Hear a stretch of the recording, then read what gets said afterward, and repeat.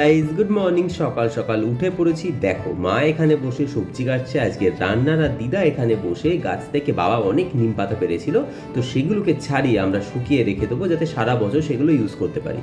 বাবার কাণ্ড দেখো, সকাল সকাল খাসির মাংস নিয়ে এসে হাজির, কারণ কালকে আমরা ভেজ খেয়েছি, তো সেই জন্য নববর্ষের খাওয়াটা আজকেই খাওয়ানো হচ্ছে।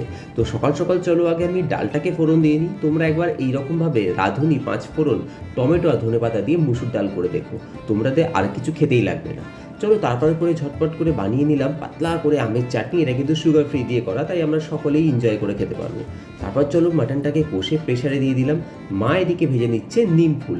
এটা আমার দ্বারা হয় না, তাই এই দায়িত্বটা মাকে দিয়েছি। চলো এবার স্নান টান করে আমি আর মা এদিকে খেতে বসে গেছি। দেখতেই পাচ্ছ ভাত, আলুর টিকি আর ডাল আর মাটন দিয়ে সারলাম আজকের লাঞ্চ। চলো আজকে আমরা সবাই মিলে একসাথে নববর্ষের লাঞ্চ করি। তোমরা আরও ব্লগ দেখার জন্য চ্যানেলটা সাবস্ক্রাইব করে দাও। বাই।